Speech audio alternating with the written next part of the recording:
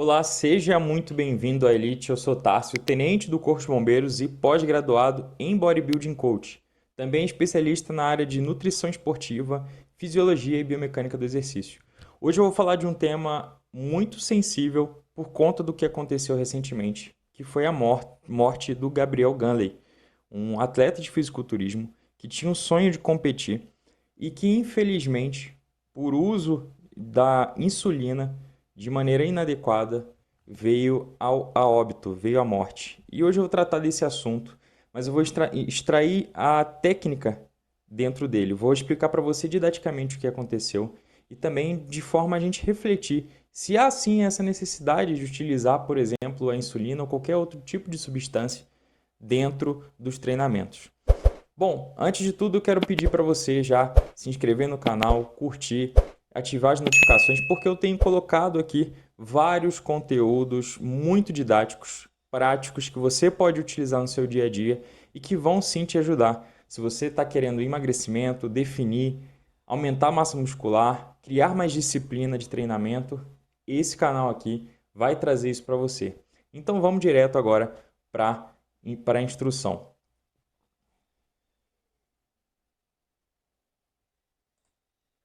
Bom, hoje eu vou trazer aqui então esse tema que é justamente sobre a pane no sistema, o que aconteceu com o Gabriel Ganley. O Ganley é um cara assim diferenciado, realmente ele tinha uma mentalidade de treino muito, sabe, para frente, ele gostava de treinar, gostava de estar ali realmente no ambiente de academia. Mas infelizmente, talvez por conta desse excesso, desse pensamento excessivo com relação à estética, atingir um patamar dentro do fisiculturismo, ele veio a ter uma decisão que não foi a melhor, que infelizmente veio a levar a vida dele. E hoje eu vou falar sobre isso de maneira técnica. Eu quero aqui deixar, lógico, né, os meus sentimentos aos familiares, aos amigos do Ganley. Né? Antes de mais nada, eu quero deixar aqui esse momento de sensibilização também com essa situação. Afinal de contas, tratava-se de um jovem de 22 anos que infelizmente perdeu a vida. Mas aqui eu quero criar essa reflexão com o que eu vou passar aqui para você, sobre o que aconteceu, o que poderia ter sido feito, né, caso fosse possível algum tipo de intervenção, e também uma reflexão final para a gente entender se é realmente necessário esse tipo de utilização de substância para sobreviver no fisiculturismo. Bom, a gente sabe aí, né, então que o Ganley, ele é um cara assim que foi muito diferenciado. Ele teve uma trajetória muito breve, mas muito intensa. Ele foi um fisiculturista amador. Ele teve mais de 1,5 milhão de seguidores no Instagram, nas redes sociais. Mas ele sempre falava abertamente do uso de hormônios. E falava até de maneira indiscriminada. Falava que utilizava altas doses de algumas substâncias, que tinha, assim, grandes desvios, né, nos exames que ele fazia, né, com frequência. Então, o exame de fígado alterado, exame de sangue alterado, e por conta disso ele usava uma série de medicamentos manipulados para tentar controlar os colaterais advindos dessa utilização. E, infelizmente, ele foi encontrado sem vida nesse final de semana. E parece que ele já estava há um tempo no apartamento sem contato com ninguém. Então ele provavelmente deve ter falecido e ficou sem contato. E só depois parece que um amigo dele foi quem o encontrou dentro do apartamento, já sem vida. E o que parece, né, o que trouxe para a gente a informação da mídia foi de que ele teria utilizado a insulina e teria entrado em um quadro de hipoglicemia severa. E por isso ele veio à morte. E aqui, ó, eu novamente vou repetir isso, eu não tô aqui para julgar, tá? Eu não tô aqui para apontar o dedo ou para questionar, e sim para utilizar isso como uma mera reflexão, para a gente poder refletir e poder influenciar para você que está assistindo. Você que pode ter alguém, algum conhecido que faça uso desse tipo de substância, poder também alertar e ajudar, porque a gente quer que todo mundo fique bem, a gente não quer ninguém correndo risco de vida tão sério. E uma coisa que o militarismo ensinou é que a gente precisa sempre fazer um debriefing. O que é o debriefing? Toda ocorrência que a gente vai, a gente para ao final da ocorrência para verificar os pontos que foram positivos e os pontos negativos. Isso no militarismo é muito comum. Então a gente vai e reúne toda a equipe que foi envolvida naquela ocorrência, por exemplo, um incêndio de residência. A gente reúne ao final do incêndio e detalha os pontos positivos, pontos que a gente acertou. E também a gente fala ali sobre os pontos negativos, que podem ter colocado em risco a nossa segurança naquela operação.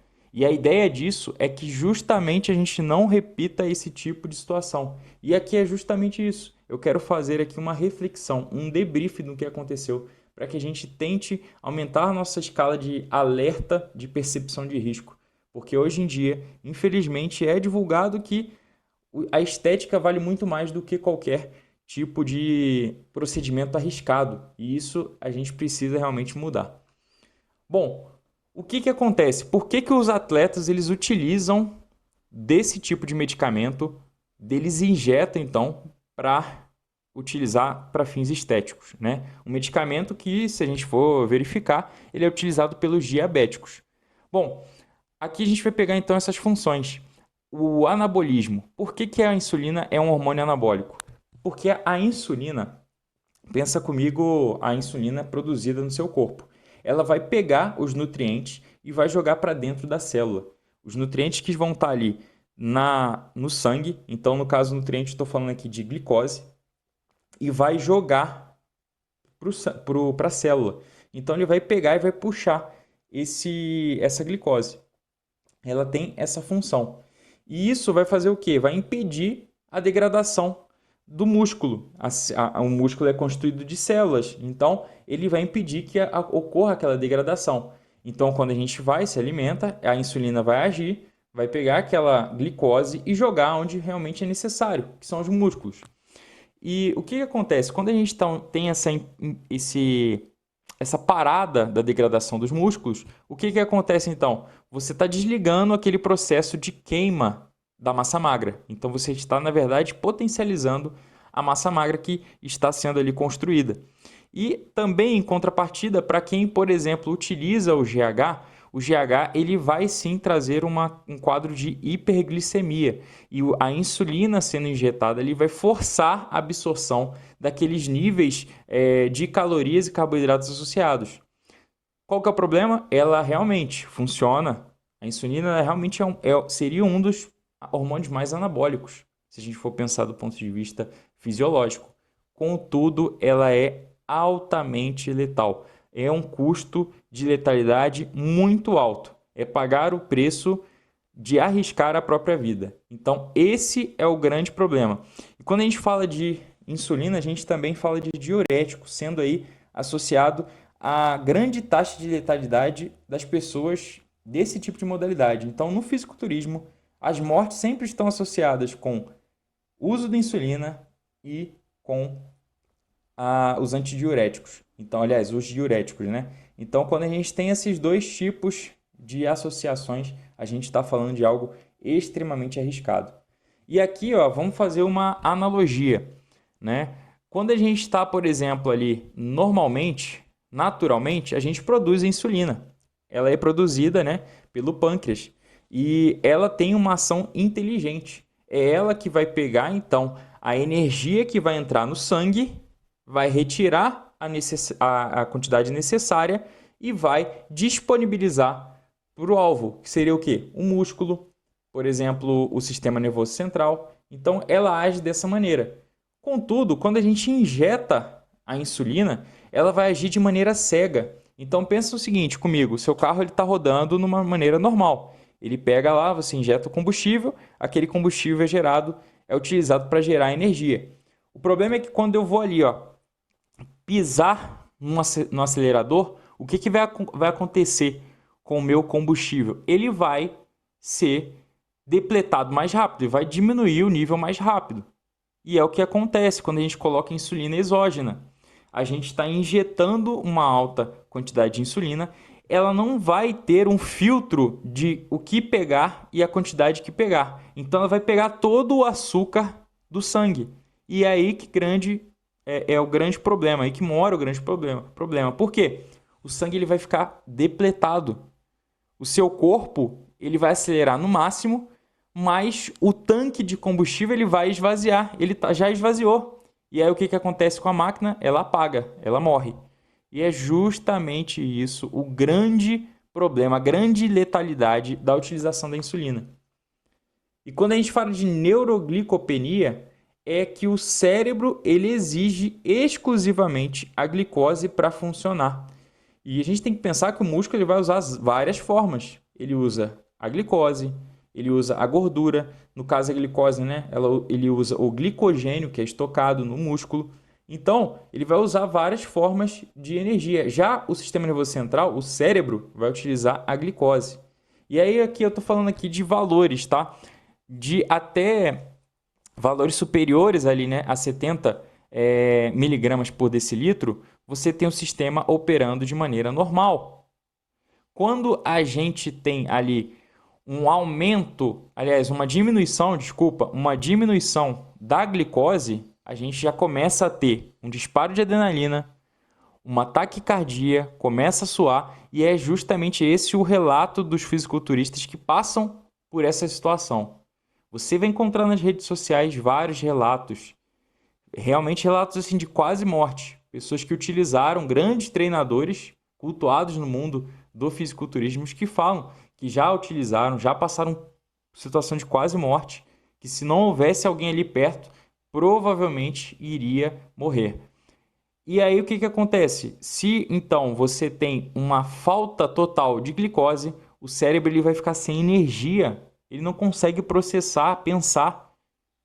Você entra em uma confusão mental, você começa a perder sua coordenação, você não consegue pedir socorro, raciocinar, pegar algum tipo de alimento para poder consumir naquele momento. E o que acontece? Você apaga. Ou você entra em coma, aliás, você desmaia, entra em coma e a morte. Então, esse é o grande problema da falta de glicose, ou seja, da hipoglicemia circulante. E aqui a gente está pensando de maneira multifatorial.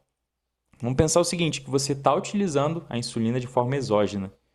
É uma ação que é deveras agressiva, é realmente letal e muito arriscada. O músculo, a partir do momento que você está treinando ele igual um fisiculturista, ele treina de maneira pesada, intensa, e que às vezes não tem uma boa recuperação. O músculo está fadigado. Então, qualquer glicose que eu vou colocar ali vai realmente estar ali sendo utilizada para o músculo, para a reserva de glicogênio. Então, tem que pensar que o músculo ele vai sim consumir rapidamente qualquer glicose que tiver no meu sistema.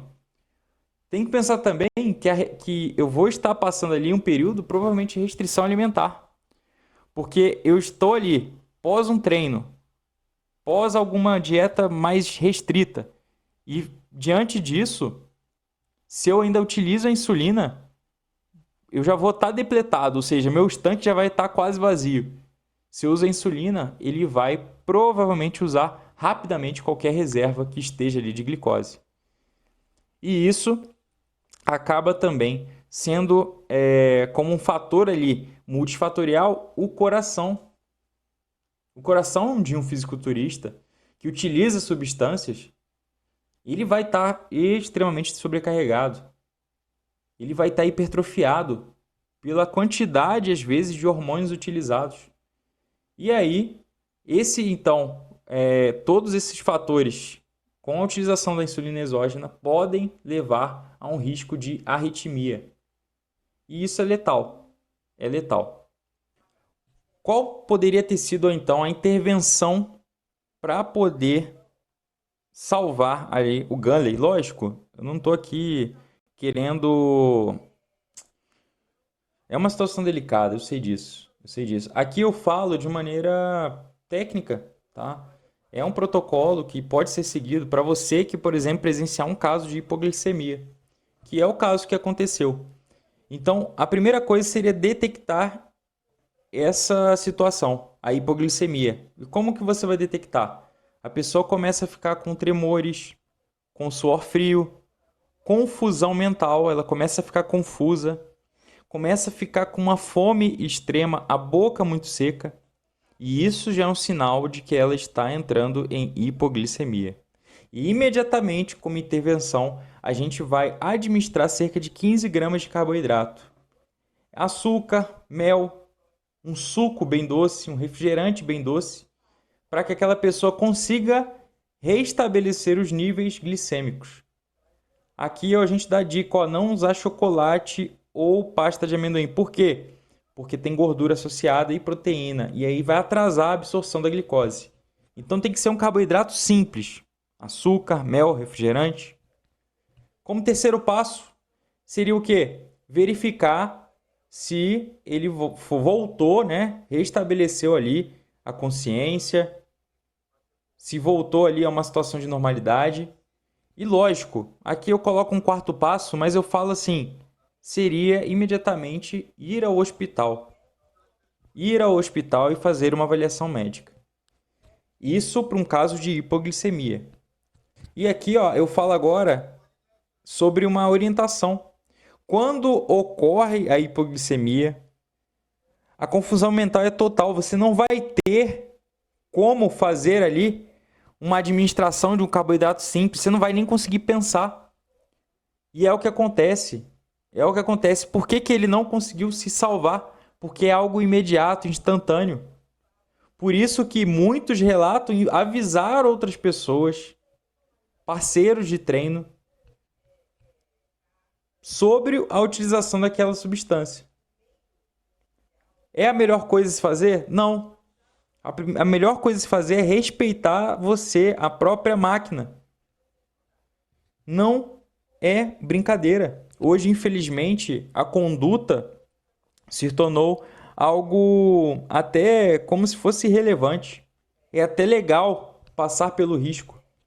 E, infelizmente, a geração que agora vem não pode ser influenciada com esse tipo de comportamento.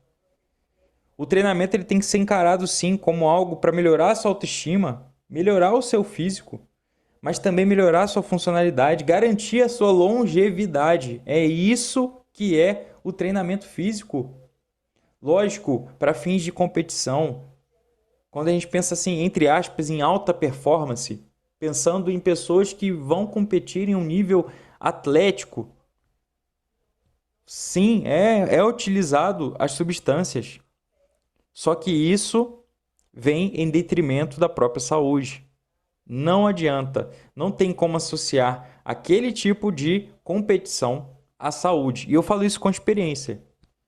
Eu sou pós-graduado em Bodybuilding Coach. A minha preparação ela é focada em atletas de fisiculturismo. Eu sei o que eles vivem. Eu sei o que eles vivem, mas eu sei também os riscos associados. A partir do momento que você faz a utilização de recurso ergogênico, você pode estar, provavelmente, tornando mais breve a sua vida. Por isso, a necessidade de consciência, de cuidado, de acompanhamento adequado, de um médico endócrino, de um nutricionista, de um preparador, de um realmente coach. Não um coach que você encontra em qualquer lugar, mas alguém com fundamento técnico, conhecimento. E isso faz diferença.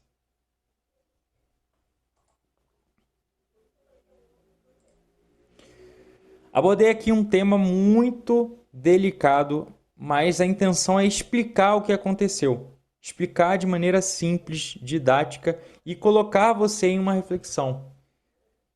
Infelizmente, estamos passando por um momento em que o físico, o estético, ele manda muito mais. Acima de qualquer coisa, acima da própria saúde. E isso não pode acontecer. A gente precisa encarar o treinamento físico como uma ferramenta para melhorar a nossa autoestima. Melhorar sim o nosso corpo, deixar ele mais atlético, mais estético, por que não? Mas também pensar de maneira a pensar em longevidade, em funcionalidade. E isso é muito importante. Agradeço a você que está acompanhando aqui. Deixo aqui também os meus sentimentos à família do Ganley, aos amigos, a todos que conheciam o Ganley. E peço para você, curta o vídeo, se inscreva no canal para que eu continue produzindo esse conteúdo de maneira técnica, didática, para você também aprender e poder ter essa reflexão. Até a próxima, valeu!